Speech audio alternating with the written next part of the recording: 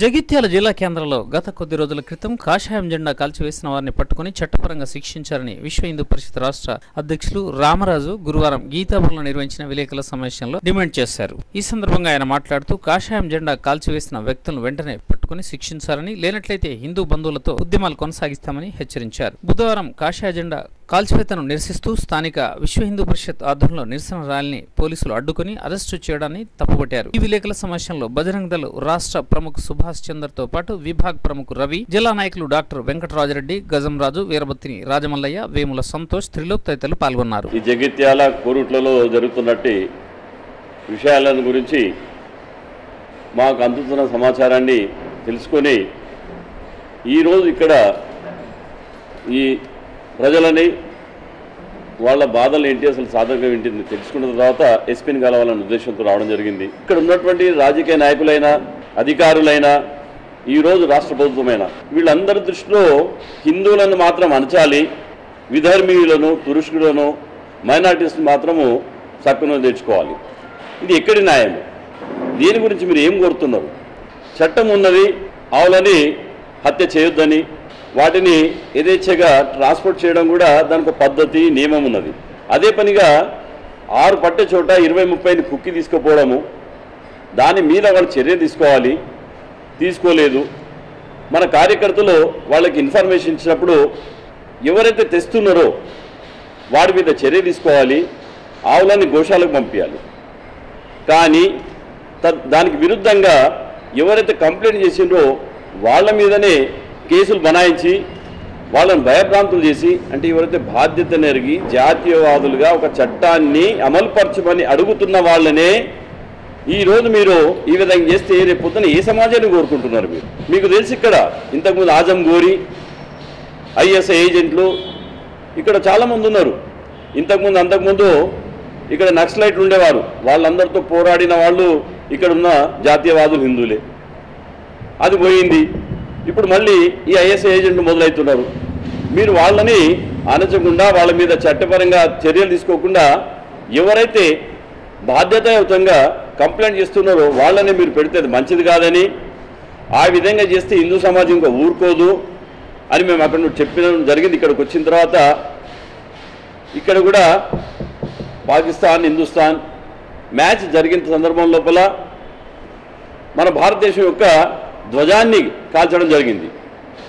దానికి కంప్లైంట్ ఇచ్చిన తర్వాత ఈరోజు 3-4 రోజులు ఇప్పుడు ఎవరి మీద కూడా చర్య తీసుకోలేదు. అంటే ప్రభుత్వం ఏం చేస్తుంది? పోనీ ఇక్కడున్న పోలీసు ఏం చేస్తున్నది, యంత్రాంగం ఏం చేస్తుంది వాళ్ళకి తెలియదా? ఇదే విధంగా కనుక ఉదాసీనత వాయిస్తే రేపు పొద్దున కాశ్మీర్లో ఏదైతే జరుగుతుందో అదే విధంగా ఇక్కడ కూడా జరగడానికి ఆస్కారం ఉంది. కాబట్టి మేము ఎస్పీతో ఇవాళ చేసిన వెంటనే ఇమ్మీడియట్గా ఎవరైతే ఆ చర్యకు పాల్పడ్డారో వాడిని అరెస్ట్ చేయాలి. ఆయన మమ్మల్ని పేరు అడుగుతాడు, ఇన్వెస్టిగేషన్ చేసింది ఆయన దగ్గర ఉన్నది, మా దగ్గర లేదు ఇన్వెస్టిగేషన్ చేసేది. కానీ సపోజ్ మేము చేసినాం అనుకోండి, ఆవులను పట్టిస్తుంటే మీరెందుకు పట్టించున్నట్టున్నారు. సో ఇవన్నీ కూడా జాగ్రత్త ఆలోచించి తర్వాత హిందువుల పట్ల, హిందూ కార్యకర్తల పట్ల ఎవరైతే మీకు కంప్లైంట్ చేస్తున్నారో వాళ్ళందరినీ పిలిచి నీ మీద పీటీ యాక్ట్ పెడతా, నిన్ను లోపలికి చేస్తా అని భయభ్రాంతులు చేస్తున్నారు. చూడండి, ఇది మంచిది కాదు. ఈ విధంగా కనుక చేస్తే మళ్ళీ ఇది పెద్ద ఉద్యమం చేస్తామని కూడా ఇప్పుడు ఎస్పీ గారికి చెప్పడం జరిగింది. ఎస్పీ గారు చెప్పేది ఏంటంటే ఆ తొందరగానే ఎవరైతే చేసిండో వాళ్ళని మేము పట్టుకుంటాము, పట్టుకున్న తర్వాత వాళ్ళ మీద తగిన చర్యలు తీసుకుంటాము. తర్వాత అమాయకంగా ఎవరైతే మీ కార్యకర్తలు ఉన్నారో వాళ్ళని మేము ఏ విధమైనటువంటి ఇబ్బందులు మాత్రం చెయ్యమని చెప్పిండ్రు. కాబట్టి ఇప్పుడు మీడియా వాళ్ళకి చెప్తున్నది ఏంటంటే, మొన్న ఇక్కడ పీస్ కమిటీ మీటింగ్ జరిగింది. అక్కడ ఎస్పీ గారు ఉన్నారు, డిఎస్పీ గారు ఉన్నారు, కలెక్టర్ గారు ఉన్నారు. వీళ్ళందరి ముందు కూడా భారత్ మాతకి జయనొద్దు, వందే మాత్రం జయనొద్దు. ఇదే అంటే మీరు ఏం కోరుకుంటున్నారు? దేశంలో ఎవరు కావాలి మీకు? అంటే వందే మాత్రం నిషేధించబడ్డదా? భారత్ మాతకి తప్ప? అది మీ సమక్షంలో అంటే వాళ్ళ మీద మీరు ఇప్పటివరకు కూడా యాక్షన్ తీసుకోలేదు. కాబట్టి రేపు పొద్దున ఈ కలెక్టర్ మీద, ఎస్పీ మీద కూడా నేను రేపు పొద్దున కంప్లైంట్ చేయబోతున్నాను. వాళ్ళ ముందు ఇక్కడ జరిగిన తర్వాత వాళ్ళ బాధ్యతాయుతంగా ఉన్నటువంటి అధికారం ఉంది, వాళ్ళకి యంత్రాంగం ఉంది. అట్లాంటి వాళ్ళ మీద చర్య తీసుకోకుండా నోరు మూసుకొని కూర్చోవడం చాలా తప్పు.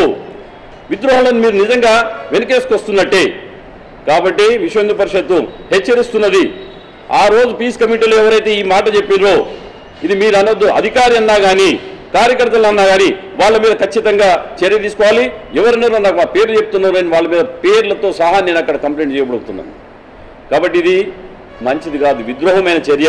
ఇమ్మీడియట్గా ఎవరైతే ఆ రోజు అన్నారో వందే మాత్రం అనొద్దు, భారత్ మాతకి చేయొద్దు, ఇదా నువ్వు నేర్పించేది సమాజంలో? ఇదా నీకు కావాల్సింది? ఇదా మీరు కోరుకుంటున్న సమాజము? అంటే పాకిస్తాన్ జిందాబాద్ అనాలనా? ఏం కోరుకుంటున్నారు మీరు? ఎవరైతే ఇక్కడ పెట్టలేకపోతున్నారో ఐఏఎస్ ఏజెంట్లు అట్లాంటి వాళ్ళని ఇమ్మీడియట్గా అరెస్ట్ చేయండి, వాళ్ళని ఏరి పారేయండి, వాళ్ళని కటకాటలోకి చేర్చాల్సిందిగా విశ్వ హిందూ పరిషత్తు కోరుతున్నది. ఈ చర్య ఒక వారం రోజులు కాకపోతే మాత్రం మళ్ళీ ఇక్కడ ఉద్యమం మాత్రం ఖచ్చితంగా వాళ్ళని అరెస్ట్ చేసే వరకు మేము విషమించాం. ఎవరైతే ఆ రోజు మన ధ్వజాన్ని కాల్చిందో వాళ్ళని ఖచ్చితంగా మీరు అరెస్ట్ చేసి తగిన చర్య తీసుకోవాల్సింది. తర్వాత ఎవరైతే సిఐలు ఎస్ఐలు దుర్భాషలాడినరో, హిందూ సమాజం తిట్టినట్టు అది కూడా కంప్లైంట్ ఇవ్వడం జరిగింది. వాళ్ళ మీద మీరు తగిన చర్యలు తీసుకోవాలి, ఇన్వెస్టిగేషన్ చేయండి. తప్ప వాళ్ళు తప్పాలి, ఇక మా కార్యకర్తలు తప్ప తేలిన తర్వాత ఆ సిఐల మీద తగిన చర్య మీరు తీసుకోవాలని కూడా కోరడం జరుగుతుంది. ఇంకొక విషయం జరిగింది ఏంటంటే పిఎఫ్ఐ అది బ్యాండ్ ఆర్గనైజేషన్. ఇప్పుడు అంటే చర్చలలో వాళ్ళు ఒప్పుకుంటున్నారు అది ఉన్నది ఇక్కడ అని. కేరళలో ఉంది బ్యాండ్ ఆర్గనైజేషన్, ఇక్కడ ఎట్లుంటుందండి? దాని మీద సుమోటోగా అసలు యాక్చువల్గా యాక్షన్ తీసుకోవాలి. నేను చర్య చూస్తున్నాను, వాళ్ళు ఏమైనా చేసేదాకా కాదు, చేసినా చేయకున్నా అట్లాంటి వాళ్ళని ఉనికి ఇక్కడ పోస్టర్లు ప్రత్యక్షమవుతున్నాయి, వాళ్ళ యాక్టివిటీ జరుగుతున్నది, తిట్టడం జరుగుతున్నది. ఇంకేం కావాలి నీకు వాళ్ళ మీద యాక్షన్ తీసుకోవడానికి? అంటే రేపు పొద్దున వచ్చి వాళ్ళ మీద బాంబు వేయాలనా, లేక వేరే మీద అటాక్ చేయాలనా? కాబట్టి ఈ పిఎఫ్ఐని కూడా ఇమ్మీడియట్గా ఏరిపారేయాలి, వాళ్ళ మీద కూడా యాక్షన్ తీసుకోవాలి. దీన్ని మేము రాష్ట్ర ప్రభుత్వానికి కూడా రాయడం జరుగుతుంది. రాష్ట్ర ప్రభుత్వం కూడా ఒక అంటే ముస్లిం తుష్టీకరణ విధానమే నడిపిస్తున్నది కాబట్టి అది ఎక్కువ రోజులు నడవదు. కేసీఆర్ గారు కూడా చాలాసార్లు మేము మీ ద్వారా చెప్పడం జరిగింది. మళ్ళీ మేము చెప్తున్నాం, కేసీఆర్ గారు మీరు ముస్లిం తుష్టీకరణ మంచిది కాదు. మీ ముందు అందరు సమాజములో ఉన్న వాళ్ళంతా కూడా సమానమే, అందరు ప్రజలే. కాబట్టి మీరు అందరినీ ఒకే విధంగా చూడండి. షాదీ ముబారకు, తోఫా, మరి దసరాకి ఎందుకు ఇవయ్యా? వాళ్ళేనా క్రిస్టియన్స్కి ఇస్తావు? వీళ్ళు ప్రజలు కాదా? వీళ్ళు నీ పాలకులు, నీ ప్రజల్లో లేరా? నువ్వు పాలిస్తున్న రాష్ట్రంలో లేరా? కాబట్టి నువ్వు భేదభావం మాత్రం చూడకుండా అందరినీ సమానంగా చూడు. ఈ విధమైన తుష్టీకరణను కూడా ఈ రాష్ట్ర ప్రభుత్వం కూడా మానేయాలని మీ ద్వారా చెప్పడం జరుగుతుంది.